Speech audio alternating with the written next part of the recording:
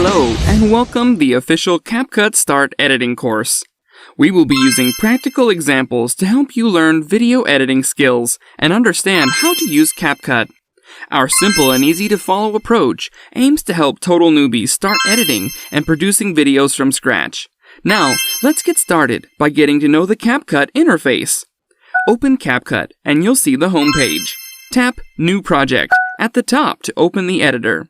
Next, you'll see the page for selecting video clips.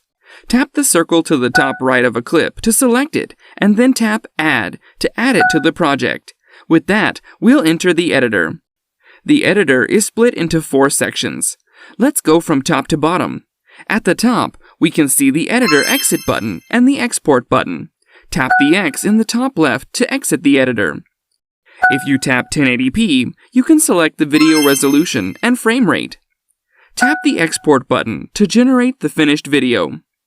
The next section is the Clip Preview area. This shows you the video you're editing in real time. Now, let's look at everything in the bar below the preview from left to right. First, we have the editing time code. That shows your current time position and the total duration of the video. Next, the play button.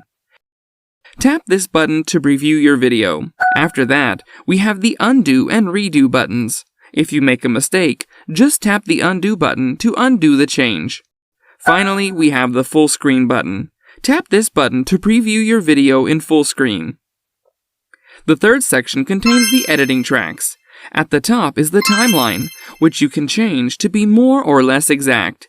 To do this, touch the screen in a blank part of the editing track section using 2 fingers and move your fingers outwards to show smaller units of time.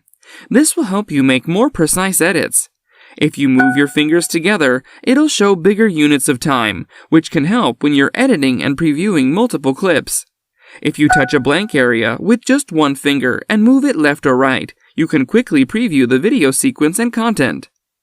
To the left of the main video track is the sound button. Tap it to mute all of the original sound in the main video track. To set a cover and first frame, tap Cover. You can use one of the preset cover templates as the video cover. On the right, you can see the editing tracks: video, audio, text, stickers, and effects. We can always change the length and position of each track.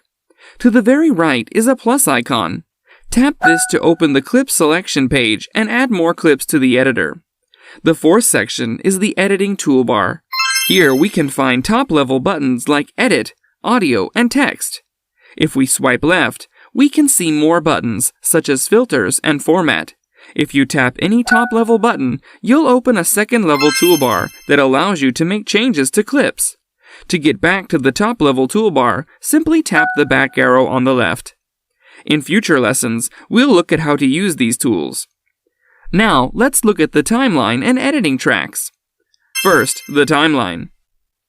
When we're editing, the video, audio, and text will be displayed in step with the timeline. The length of the timeline will be increased if the video length is increased. This is an edited video. If we tap the play button, we can see the timeline and clips playing and moving from right to left.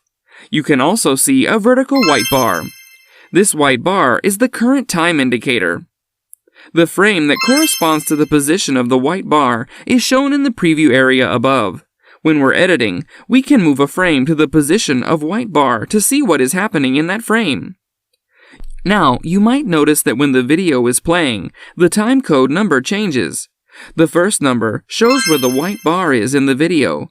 Right now, it's 02. That means that the white bar is at the frame shown at 2 seconds of the video. The second number is 03, which means the whole video is 3 seconds long. If we tap the plus button on the far right and add a new clip, the time will change to 7 seconds. That means the total duration of the video track is 7 seconds. If your video needs to be a certain length, you can always keep an eye on the second number. Next, we'll take a look at how clips are displayed. If you want to edit a clip, you need to select it first. To do that, simply tap the clip. In this video, we have many different tracks: video, audio, subtitle, sticker, and effect tracks. Because screen space is limited, some tracks are minimized when we're editing so we can focus better. Here we can mainly see the video track and audio track. We can't see the subtitle track. If we want to edit the video subtitles, we can tap the text button in the top level toolbar. This will then bring up the full subtitle track. Select the clip you want to edit and get to work. You can tap the arrow on the left to go back to the top level menu. You can bring up the sticker, effect, and filter tracks in the same way. That's all for this lesson. In the next lesson, we'll take it further and look how to import clips and make some basic edits, including trim and zoom. See you next time!